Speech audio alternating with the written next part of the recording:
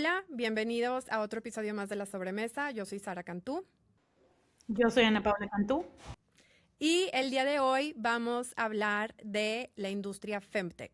Si no la conoces, es Feminine Technology y aunque no hayan escuchado el término antes, seguramente es algo que usan todos los días. Muchas mujeres, si tienes la app de Period Tracker, si has estado buscando embarazarte y has usado una de estas apps, eso es Femtech. Y aunque tiene muchos beneficios, también tiene muchos riesgos, en particular cómo el gobierno la puede usar o cómo muchas agencias de publicidad monetizan tu información. Entonces, para hablar de este tema, tenemos hoy una invitada de lujo que se está conectando desde la ciudad de Barcelona. Ella es Luana Matías Souto. Bienvenida, Luana. Muchas gracias por la invitación. Luana viene de Brasil, aunque vive actualmente en Barcelona. Ella es abogada, es investigadora y es directora del proyecto europeo TELMA, que es TELMA, corrígeme si estoy mal, es Reproductive Health Under Algorithm Surveillance, ¿correcto? Muy bien, sí, De la Universidad Oberta de Cataluña. sí, sí. Muy bien. Pues antes de empezar a hablar de lleno sobre este tema, quisiera nada más compartirles algunos datos para que entiendan la importancia de la industria Femtech y por qué es tan necesaria en nuestras vidas. Entonces, chequen estos datos porque me volaron un poco la cabeza. Actualmente, solo el 4% de la investigación médica global se centra en temas de salud de las mujeres. 4%. Y hasta 1993, las mujeres no era requisito que fueran incluidas en los ensayos médicos. O sea, para que lo pongan esto, para que dimensionen y lo pongan en contexto, la canción de I Will Always Love You de Whitney Houston, que es una de mis canciones favoritas, aunque la canto fatal, salió en 1992. Eso significa que cuando salió la canción, las mujeres no eran requeridas por ley porque los National Institutes of Health del gobierno de Estados Unidos todavía no había cambiado su política para obligar a que fueran incluidas. Y si piensan, bueno, pues eso fue a principios de los 90, o sea, ese tipo de cosas ya no pasan, estamos en 2026, pues estarían equivocados, porque varios estudios han demostrado que hay una desigualdad enorme en el financiamiento, en la investigación de condiciones que afectan a los hombres vis a vis las que afectan a las mujeres. Y para ponerles un ejemplo muy concreto, la disfunción eréctil, o sea, llámese el medicamento Viagra, con la endometriosis, a pesar de que afectan a un número comparable de personas, la disfunción eréctil afecta aproximadamente un 19% de los hombres, mientras que la endometriosis afecta a una de cada 10 mujeres en edad reproductiva, o sea, unos 190 millones de personas, han recibido mucha diferencia en financiación. Un estudio de 2024 del Foro Económico Mundial y del Instituto de Salud McKinsey demostró que de 2019 a 2023, las startups que se enfocaban en disfunción eréctil recibieron o recaudaron más de 1.200 millones de dólares. 1.200 millones de dólares. Y en ese mismo periodo de tiempo, las startups que se enfocaban en endometriosis recaudaron apenas 44 millones de dólares. Es decir, la disfunción eréctil obtuvo 28 veces más de financiamiento en capital de riesgo que la endometriosis. Entonces, hay una brecha enorme en la investigación y cómo se prioriza la salud de las mujeres vis a vis la de los hombres. Y aquí es donde entra la importancia de Femtech, que se supone que llegó a revolucionar esto, a enfocarse en la salud de las mujeres, y hasta cierto punto sí lo hace, pero también conlleva muchos riesgos y eso es exactamente de lo que queríamos hablar el día de hoy con Luana. Entonces, Luana, ¿nos puedes hablar un poco de qué es Femtech y qué es el proyecto Telma? ¿Cómo se relaciona el proyecto Telma con esta industria, sus beneficios y sus riesgos? Sí, sí, claro. Bueno, la industria fintech, si pensamos de una manera un poco más positiva, es un grande invento de la humanidad, porque pone a las mujeres como las protagonistas. Somos las protagonistas en investigación de tecnología y salud con las fintechs. Esto es algo que empieza en los años 2000, 2015 es revolucionario, es algo completamente importante para nosotras, porque es una industria que va a enfocar en lo cuerpo de las mujeres, en su salud, bienestar a poner también para nosotras muchas informaciones, porque tenemos que tener en cuenta que hablar de menstruación, del cuerpo de las mujeres, es un tabú en la mayoría de las culturas. Entonces, con esta tecnología tenemos información y somos las protagonistas. Esto es lo más que tenemos con la industria fintech. Información es poder. Sí, información es poder. Y bueno, y cambia mucho, mucho, cambia todo lo paradigma de nuestra relación con la menstruación, con nuestro cuerpo y con la tecnología también. No, y por ejemplo, digo, por poner un ejemplo muy concreto de tecnologías que se están intentando hacer, dentro de Femtech se puso la premisa de la sangre de la menstruación de las mujeres no es desperdicio, hay mucha información biológica dentro de eso, ¿no? Entonces se están haciendo diferentes productos y tecnologías que puedan, de forma no invasiva, darte información sobre tu salud y entonces puedas actuar. Como dices, el Femtech sí puede ser algo revolucionario para la salud y la calidad de vida de las mujeres. El tema es cuando entran el mercado. El mercado siempre va a ver cómo explotar, cómo hacer más dinero, cómo agarrar más poder de cualquier tipo de oportunidad. Y entonces, algo que a mí, porque vamos a hablar de Femtech desde una perspectiva mucho de cómo se está explotando, porque tiene muchas cosas buenas, y siempre es bueno recordarnos que la tecnología no es mala o buena. Es el uso que le dan los humanos lo que es para beneficio o detrimento de la humanidad.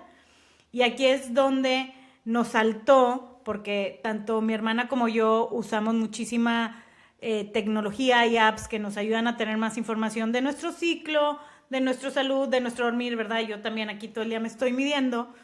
Yo la usé para embarazarme también. Por ejemplo, ¿no? Y ahorita mucha gente lo está usando para embarazarse, sobre todo ahora que las edades en que las mujeres están, mínimo en varios países y niveles socioeconómicos, la edad en la que las mujeres se están embarazando está subiendo. Entonces, ¿qué es lo que te saltó y allí? Y lo que Luana le sabe muchísimo. Sí, bueno, es con esto que tenemos este proyecto. TELMA es un proyecto que tiene financiación de la Comisión Europea por medio de las becas Marie Curie. Trabajo de género en este proyecto, no solo desde la financiación hasta nosotras que estamos en esto. Bueno, entonces este proyecto nace de esta perspectiva de que, bueno, hay muchos beneficios en estas tecnologías, pero siempre hay un pero cuando se tratamos de tecnologías, no solo porque tenemos que tener en cuenta que la mayoría de las tecnologías son desarrolladas por hombres.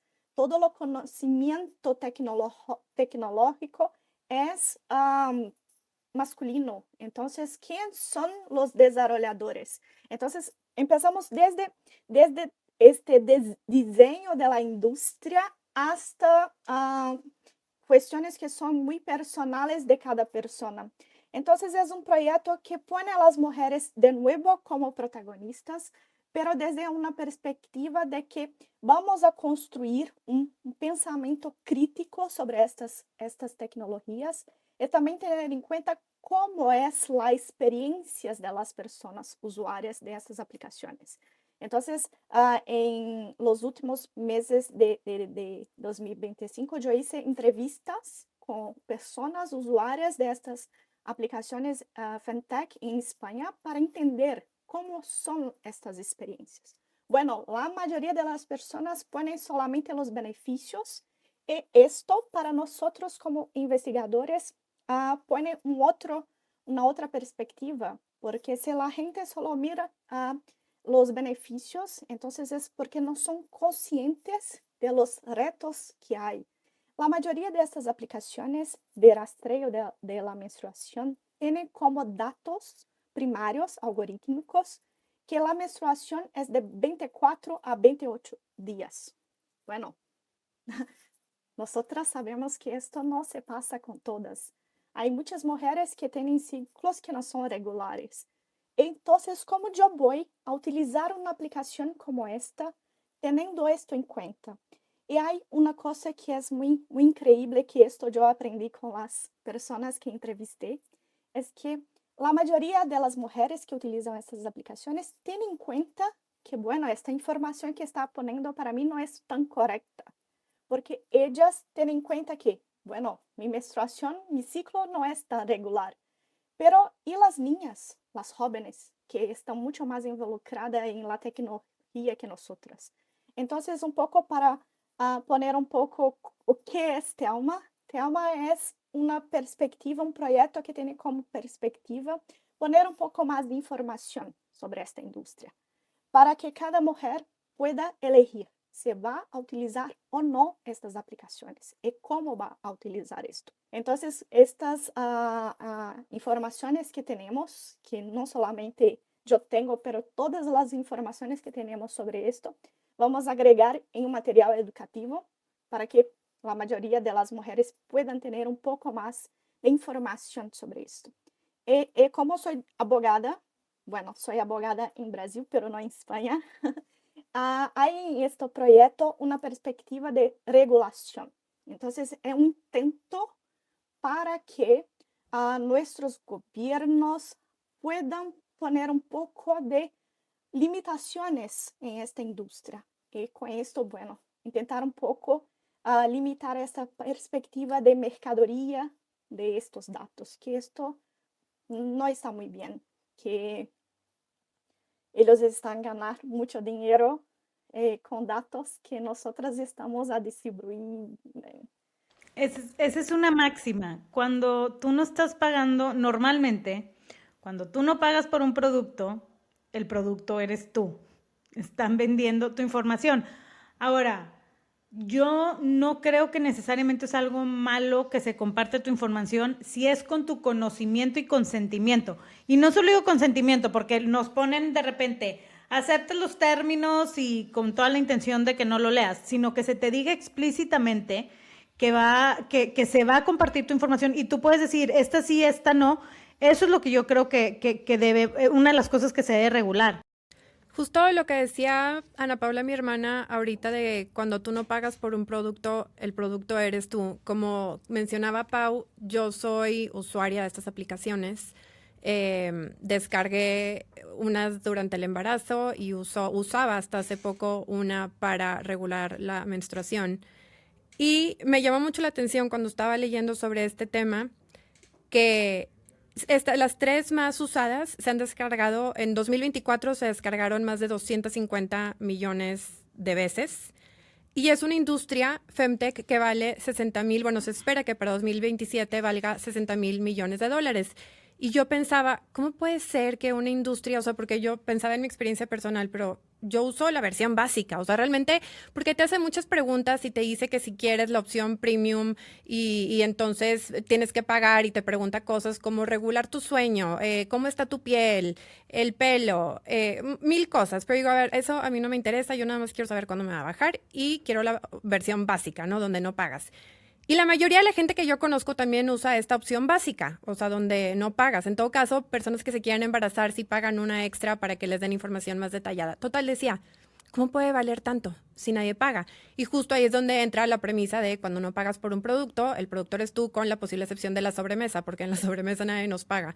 Pero bueno, el caso es que me puse a leer más para tratar de entender esto y ahí es donde di con el término de marketing biológico, que era algo que yo no conocía, y había un estudio de la Universidad de Cambridge que decía, a ver, es que es información cuando tienes relaciones sexuales, si estás tratando de embarazarte, si eres fértil, cómo estás en tu ciclo, es una información que vale millones para las agencias de publicidad. Es la gallina de los huevos de oro. ¿Por qué? Porque el marketing biológico estudia esa fluctuación hormonal de las mujeres para la publicidad dirigida.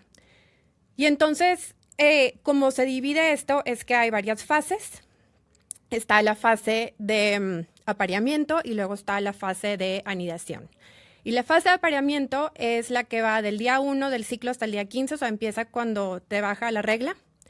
Y es cuando la hormona que predomina es el estrógeno y cuando las mujeres tienen mayor deseo sexual. Y en esa fase las mujeres son más propensas a comprar productos que se enfoquen en la apariencia física. Entonces, la publicidad dirigida que te llega en tu feed de Instagram, por ejemplo, es ropa llamativa, es maquillaje, o sea, en fin, cosas de la belleza. Piensen Sephora, por ejemplo. Y luego llegas a la fase de anidación.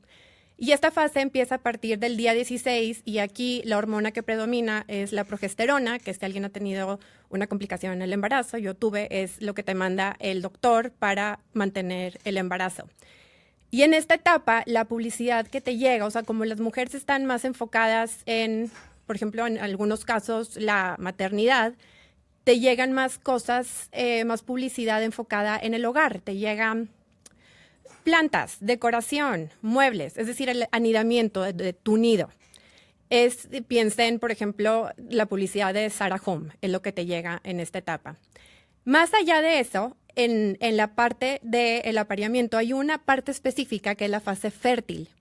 Y eso es todavía más importante porque lo que se han descubierto los expertos en marketing es que las mujeres están más dispuestas a tomar riesgos en su fase fértil en comparación con la parte de fertilidad más baja durante el ciclo. Y de hecho hay un estudio del Journal of Consumer Research que encontró que las mujeres compran hasta un 15 a un 20% más. Y esto es súper importante para las marcas y las agencias de publicidad porque, por ejemplo, es más probable que tomen más riesgo las mujeres que prueben una marca que nunca han probado antes. Entonces, aunque 15 y 20% no parece mucho, al final del día puede ser toda la diferencia para una marca nueva que quiere entrar al mercado y ya tiene una ventaja competitiva con marcas más establecidas. Además, también las marcas premium es cuando más publicidad te mandan, y por marcas premium me refiero a esas que son carísimas, porque es más probable que compres en esta parte, en esta fase de fertilidad.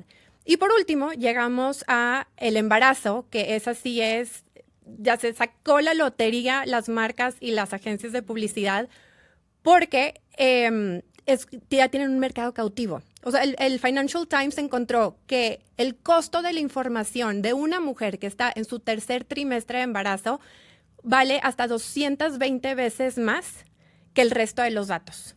¿Por qué? Porque las mujeres, las marcas quieren influir en las mujeres porque saben que lo van a hacer durante muchos años. O sea, si tú estás embarazada en tu tercer trimestre y te llega publicidad de una marca de pañales, pues no la vas a comprar nada más ese día, sino que ya saben que por los próximos 3 años vas a estar comprando esa marca.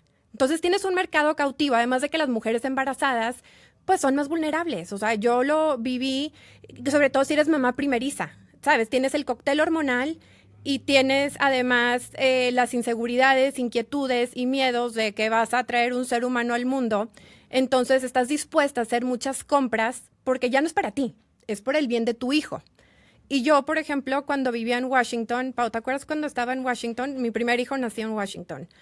Y bajé una aplicación que era la de What to Expect When You're Expecting Pregnancy Tracker, ¿no? Y me encantaba porque entonces veía el tamaño del bebé ahorita es un limón y ahora es una manzana y ahora es un plátano hasta que llegas a la sandía que vas a parir. Y luego vamos a hablar de eso más adelante, pero ya descubrí que es de esas apps que no protegen tu privacidad para nada. Pero entonces, efectivamente, yo la red social que más uso es Instagram y mi feed estaba bombardeado de anuncios de cosas para bebé.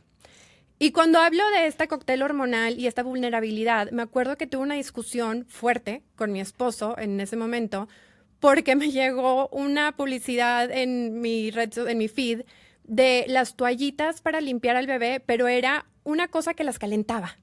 Y entonces yo llegué con mi esposo y le dije, es que necesitamos comprar, porque yo todo por Amazon, ¿no? Veía algo, publicidad, Amazon. Y entonces le dije, es que me falta comprar esto. Me decía, ¿cómo vas a comprar algo para calentar las toallitas con las que limpias al bebé? Y yo, es que claro que sí, porque ¿cómo voy a limpiar al niño y va a estar fría y entonces va a llorar y pobrecito y mi bebé? Y me decía, no. O sea, claro, la diferencia es que él no había bajado ninguna app de Pregnancy Tracker, él no estaba hormonal, él, en fin, no estaba creciendo un ser humano. Entonces tuvimos una discusión por esto, porque literal a mí me llegó un anuncio de una cosa que hoy en día también, ya que soy mamá de 4, digo, ¿qué estaba pensando? O sea, obviamente no necesito calentarle la pompa al bebé. Y él me decía, está loca. Entonces, eso es a lo que me refiero con lo de la gallina, los huevos de oro, con el embarazo y el marketing biológico. Pero el tema también, Yayi, es que no acaba ahí, porque en la menopausia también te empiezan a bombardear de otros temas, porque ya saben y ya te tienen medida y ya hackearon tu cuerpo, o sea, cómo tu cuerpo se relaciona con tu forma de decidir. Ya te hackearon. Y entonces te van a estar embarcando, nos van a estar embarcando todos los productos que si en la menopausia, almohadas cooling y viajes y wellness y demás, pero siempre te tienen medida. Entonces no acaba en el embarazo. Hay que añadir algo muy importante en esto, porque, bueno, tenemos aquí dos conceptos muy importantes, pero antes hay una reflexión que es muy profunda, que es que tenemos que entender que ahora las mujeres hacen parte del mercado de trabajo. Ahora nosotras podemos comprar, somos consumidoras. Entonces hay un cambio no solamente en las tecnologías, en la información, pero hay un cambio de nosotras en cuanto consumidoras. Entonces, están a hacer una manipulación de nuestros humores, deseos para lo consumo. Yo creo que usaron mis hormonas en mi contra. O sea, they weaponized my hormones against me. Esto es una manera de hacer violencia estructural de género, porque solamente tú tenías esta cuestión biológica de género para ser manipulada en este contexto y ponerte como consumidora. Esto es muy, si fuéramos a pensar de esto, de estas, lo grande que es todo esto, explota la cabeza, porque empezaremos a hacer críticas de cosas muy pequeñas de nuestro cotidiana, de nuestro día a día, pero es esto, cómo nosotras somos puestas en estas situaciones de vulnerabilidad en que nuestros cuerpos, nuestra biología es utilizada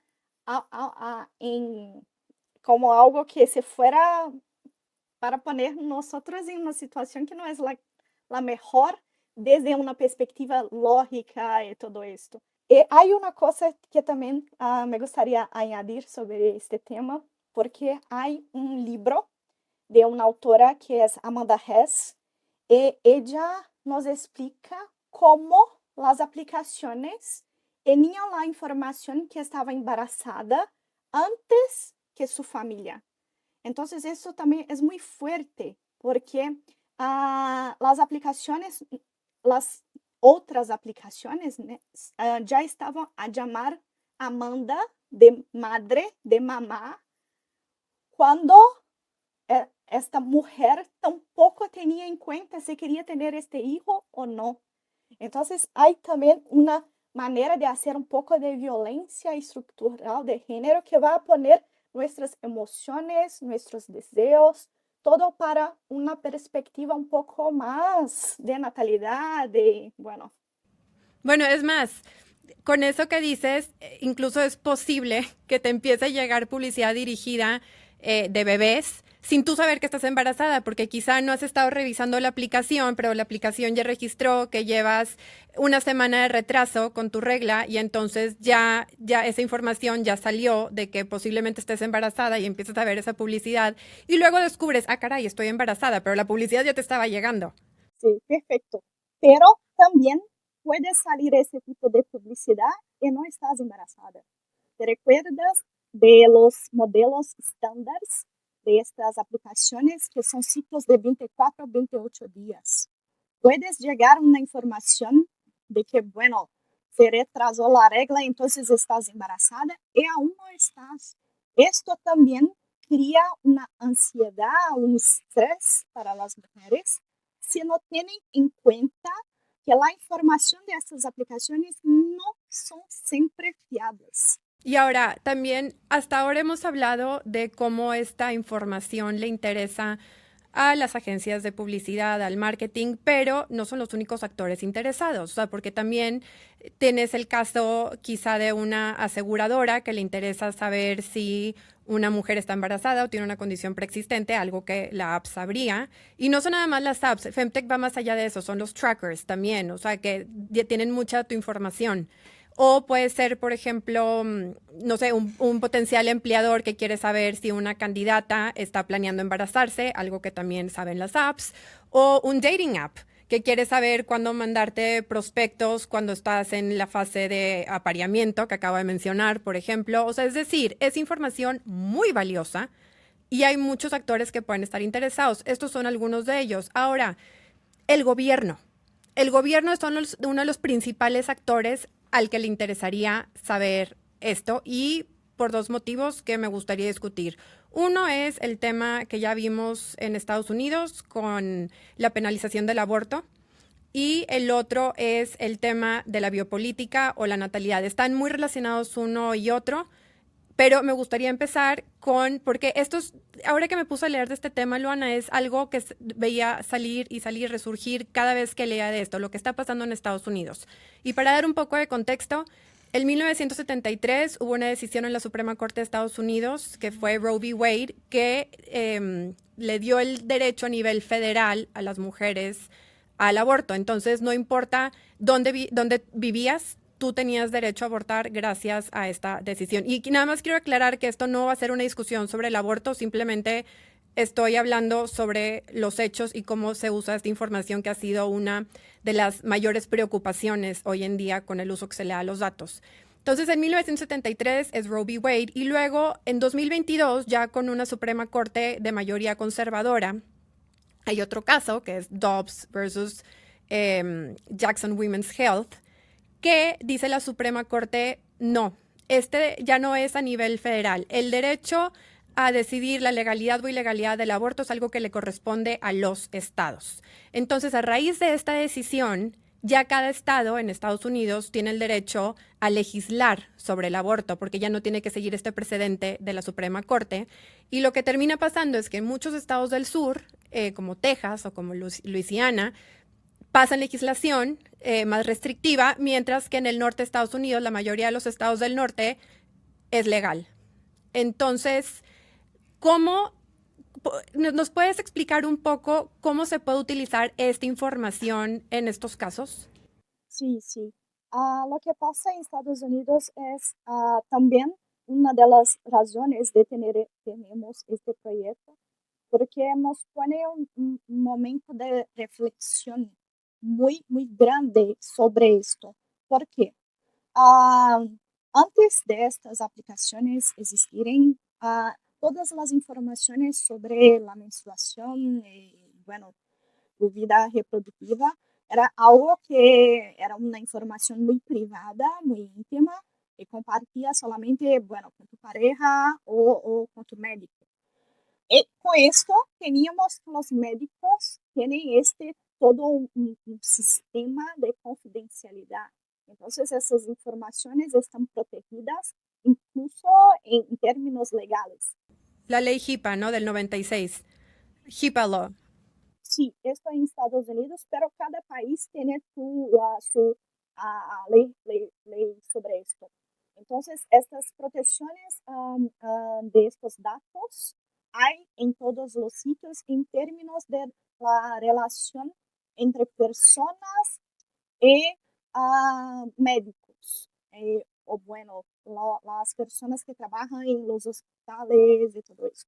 Para poner un ejemplo, para que nos entiendan, en el caso de Estados Unidos con la HIPAA Law, que protege la seguridad y privacidad de tu información médica, si yo voy al hospital y tengo una cita con mi médico y luego llega mi mamá y le dice al médico, quiero saber de qué habló con mi hija porque me preocupa, el médico por ley, por HIPAA, está imposibilitado de decirle lo que se habló, porque esa información, mis antecedentes médicos son privados y es algo entre el doctor y yo. Exacto. Y esto tenemos para todo. Por ejemplo, se hace una análisis clínicas de tu sangre para algo que sea. Bueno, hay una protección legal de confidencialidad sobre esto. Pero con estas aplicaciones esto cambia. porque estamos a poner estas informaciones en aplicaciones que son de empresas privadas, que no tienen este carácter de médico, de medicina, de este carácter, de esta protección. Incluso muchas aplicaciones son descritas como aplicaciones de salud, fitness, bienestar. Entonces lo que pasa es que como no hay ninguna protección legal de estas informaciones en estas aplicaciones, en Estados Unidos ahora, en los estados en que aborto es un crimen, que es algo que es ilegal, que es contrario a la ley, las compañías pueden tener que ofrecer o de alguna manera a presentar estas informaciones a la policía, las fiscalías, lo que sea, para que ellos puedan tener esto en su contra. Entonces es como si esas aplicaciones para esas mujeres en este contexto muy específico, es muy necesario que ponemos esto, que es un contexto muy específico, es como si estuvieran produzindo evidências em su contra em um juízo criminal por aborto. E lo que pasa es que tenemos esto muy claro en Estados Unidos, pero hay otros países, como por ejemplo en Reino Unido, que ahora las policías tienen esta nueva política, porque también hay la criminalización de aborto. Hay, por ejemplo, esta política que los policías pueden obtener la información de tu móvil, que está con esas informaciones menstruales, y utilizar esto también como evidencia en su contra, en un proceso criminal. En Reino Unido, la policía puede ir por tu teléfono, o sea, por tu móvil, y decir toda la información que pusiste en la app ahora puede ser usada en tu contra, en Reino Unido. Y para aterrizar el caso de Estados Unidos, no sé si esté bien este caso hipotético, pero para aterrizarlo un poco, se podría pasar que, por ejemplo, una mujer que vive en Texas y tiene, no sé, 12 semanas de embarazo y porque la aplicación ya le avisó que no le ha bajado en X tiempo y entonces dice, bueno, pues aquí no es legal el aborto, me voy a ir a Nueva York a practicar un aborto y va, regresa y vuelve a poner su información en la app y entonces ya su regla, su menstruación Aclarando ya que en Nueva York es legal. O sea, aclarando que ella Nueva en Nueva York, York donde es legal. sí, y regresa a Texas de donde es residente y entonces en la aplicación ya pues ya le bajó otra vez, etcétera. Un fiscal de Texas puede usar su viaje a Nueva York y la información de la app donde muestra que le dejó de bajar la regla en X fecha durante tanto tiempo. Hubo un periodo donde viajó a Nueva York y luego otra vez, porque también hay geolocalización también en muchas, ¿no? Entonces, y posterior a eso, otra vez empieza su periodo regular. Eso en teoría podría ser usado como evidencia por un fiscal, porque además, como esta información no está protegida por ningún tipo de ley de privacidad, tienen acceso a esa información. Sí, sí, exacto, sí, es esto. Es impresionante que la mayoría de las mujeres adultas que tienen un celular, probablemente su información menstrual personal, cómo menstruan, está a la venta. Y el gobierno puede tener acceso. O sea, me encantaría preguntarles a las mujeres, ¿no? ¿Sabes que tu información personal menstrual, cómo menstruas tú, está a la venta? ¿Sabes que el gobierno puede acceder a esta información? ¿Sabes? Exacto. ¿Sabes que se usa para, de cierta forma, desfalcarte? No te creas, no desfalcarte, pero para, o sea, explotar tus finanzas, para influenciar tu toma de decisiones. No, que se utilice para desfalcarte, no para desfalcarte, pero digamos que para accesar tu poder adquisitivo, para influenciar tus decisiones. Y me encantó, yo no conocía un concepto que aprendí contigo, Luana, que es la biopolítica. Conocí un poco el biopoder de Foucault, que en su momento lo leí, ¿no? Que es como el poder sobre la vida de las personas sin necesariamente forzarlas. Pues como coacción, guiar, también puede ser forzado, pero es incentivar de forma que la persona no está consciente que está siendo incentivada o coaccionada a que viva su vida de cierta forma, a que tome ciertas decisiones. Y mucho de el tema FinTech se está usando para hacer biopolítica, para darle a los gobiernos y a las empresas biopoder. Sí, esto es un concepto de Foucault, que es un filósofo francés. Bueno, en los años 80 empieza a hablar de esto, entonces no es ninguna novedad, es algo muy que se habla hace mucho tiempo. Y ahora las medidas de poder son la población. Entonces son los individuos, las personas, pero de una perspectiva biológica. Por esto que tenemos en los siglos, bueno, creo que desde los siglos XVIII, XIX, que empiezan políticas como las vacunas, como estas políticas de higiene personal. Entonces, bueno, la gente tiene que limpiar los dientes. Bueno, pero ¿para qué? Para que estos cuerpos tengan más tiempo de vida. Porque no solamente tengo que tener más personas en términos de cantidad, pero la calidad de vida de esas personas. En este punto, nosotros tenemos las mujeres. Lo cuerpo de las mujeres, el cuerpo de las mujeres es de una manera biológica y muy clara, es donde empieza todo este poder. ¿Por qué es esto? ¿Por qué? Porque nosotras es que producimos más de este que llamamos de capital humano. Entonces, no solamente lo producimos, como hacemos lo mantenimiento de este capital. Cuando tú estabas recibiendo las publicidades y pensaba, bueno, yo tengo que comprar esto para mi hijo, esto es también una manera de tener capital. ¿Por qué? Porque estás pensando en cómo mantener esta otra vida de una manera de excelencia, de una manera que en futuro generará muchos recursos para ese Estado, que puede ser la madre de lo próximo Einstein, que va a descubrir algo muy importante. Esto va a poner a este gobierno, este Estado, muy a frente de los demás. Nuestros cuerpos se convierten ya como una base de datos para los gobiernos en cierta forma, o sea, porque necesitan tener toda esa información de cuántos hijos tienes, cuándo menstruas, o sea, absolutamente toda tu información ya es poder para ellos, ¿no? ¿Y por qué tenemos esto con esta industria ahora?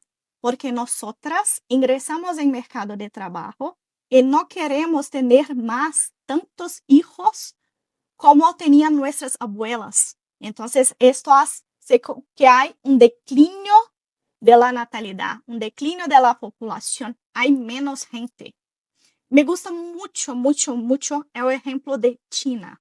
Y me gusta el ejemplo de China porque no está lejos de nosotros, pero no tanto. Me gustan estas cosas en que miramos de esta perspectiva. Lo que pasa en China es que en los años 80, 90, tenían la política de solamente un hijo. Pero esto cambió. Esto cambió totalmente la estructura de esta cultura y de esta sociedad. Porque hoy no hay tanta gente más, porque, bueno, solamente uno.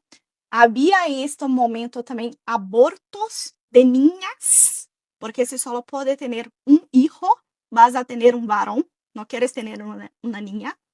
Y ahora la situación es que no hay tantas mujeres, tampoco hay mujeres que quieran tener hijos, y la población está cada día, las cifras son menores. Una noticia reciente fue justamente el hecho de que China impuso un impuesto del 13% del IVA a todos los anticonceptivos, incluidos los condones, para incentivar otra vez, porque la tasa de natalidad ha bajado tanto que ahora le ponen 13% a los condones, que es un cambio de política, o sea, drástico.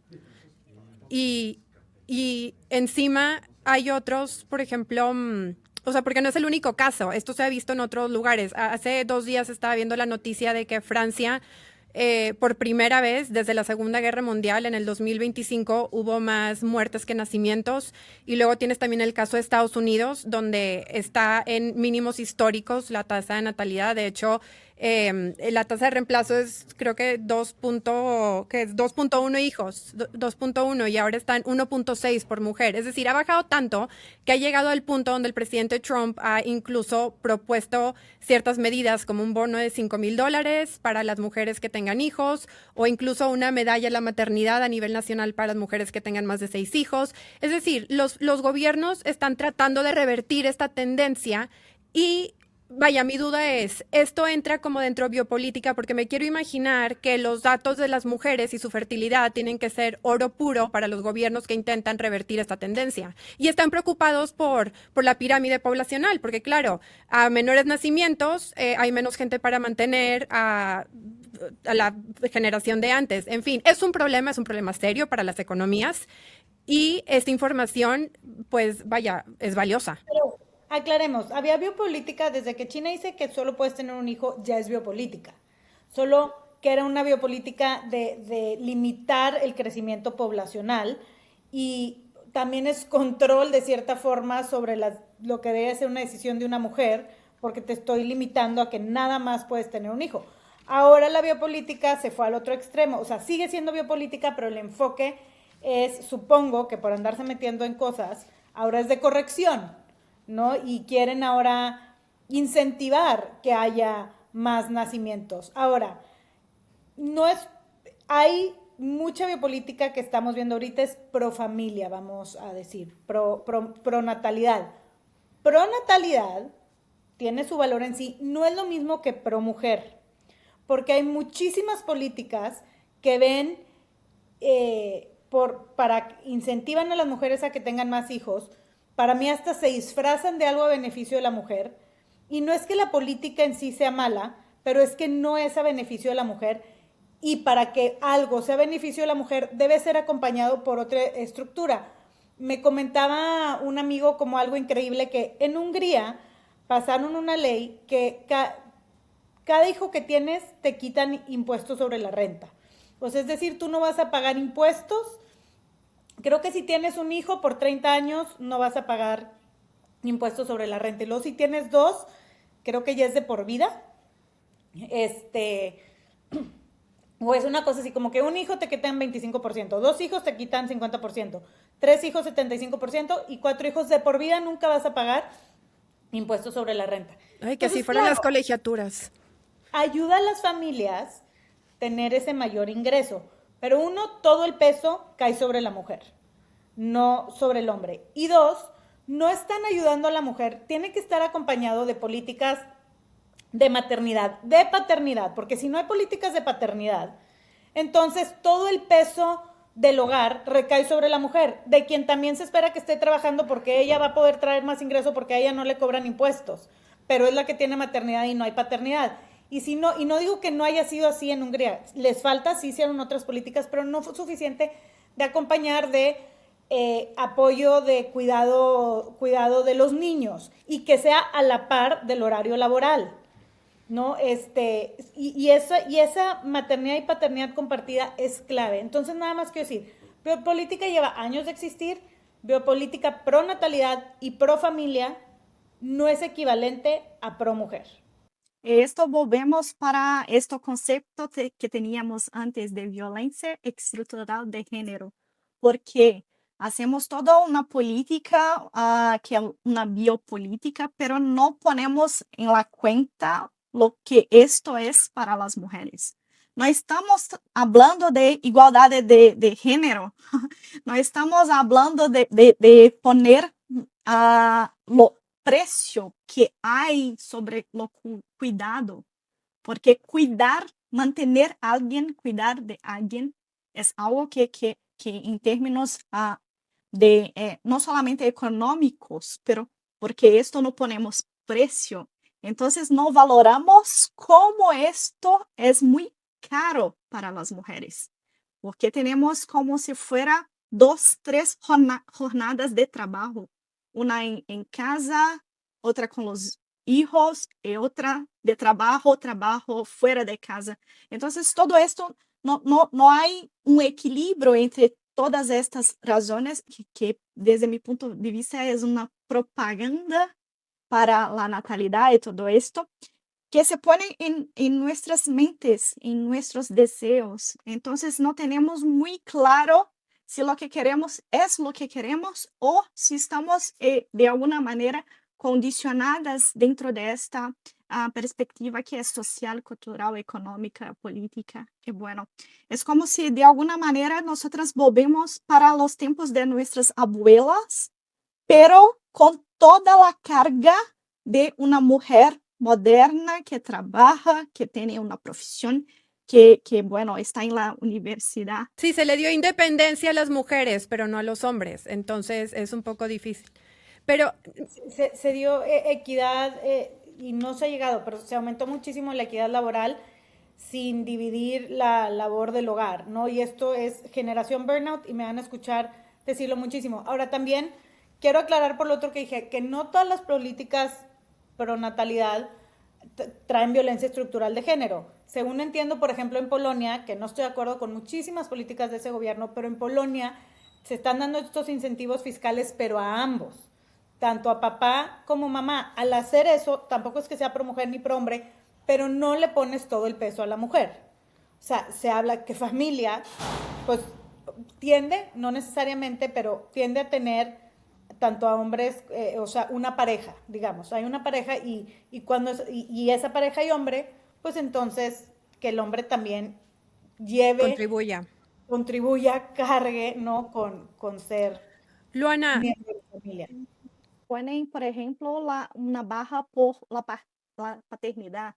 Entonces, los hombres cuando son papás, que bueno, ahora pueden quedarse en casa por un tiempo.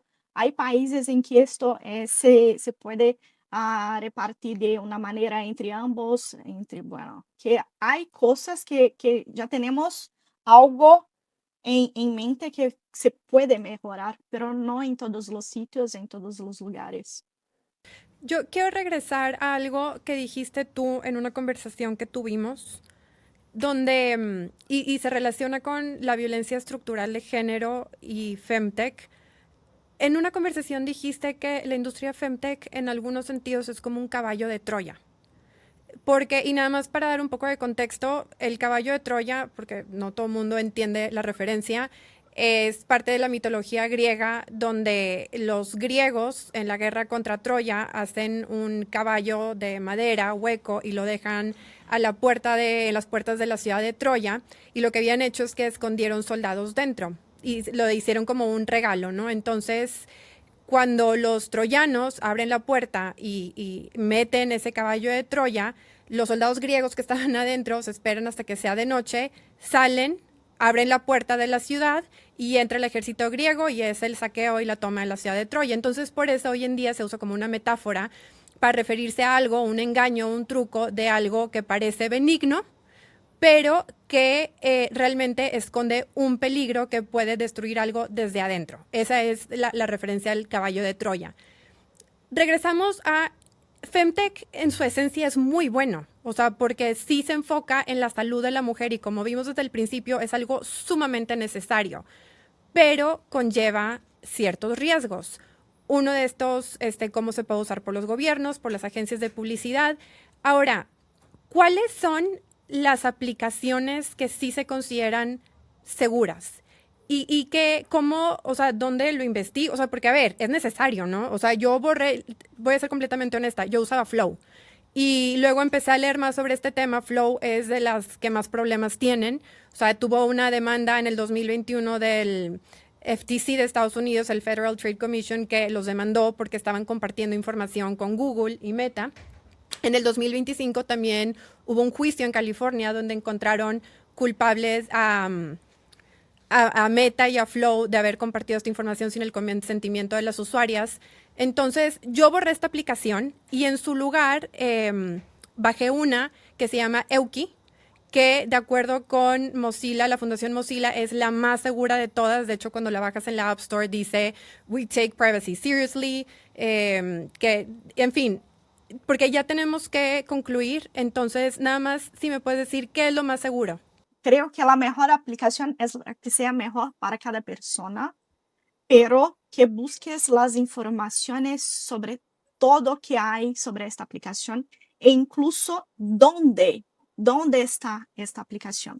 Esto lo digo mucho más por las personas que están aquí en Europa, porque muchas veces utilizan aplicaciones de Estados Unidos que tiene una perspectiva sobre protección de datos que es muy distinta de la que tenemos aquí. Entonces es muy complejo decir cuál es la mejor aplicación. Yo creo que, bueno, esto va de cada persona. Sí te puedes fijar en las políticas de privacidad, ¿no? Porque, por ejemplo, según esta investigación, había una app de embarazos, Sprout Pregnancy, que decían que ni siquiera tenía políticas de privacidad. Entonces, esa es... Las personas individuales no se van a poner a checar todo eso, ahí es donde dependemos de instituciones. Entonces, sí, qué bueno que exista Mozilla, luego les pasamos el link para que puedan ahí ver y les ayudan a hacer esta investigación.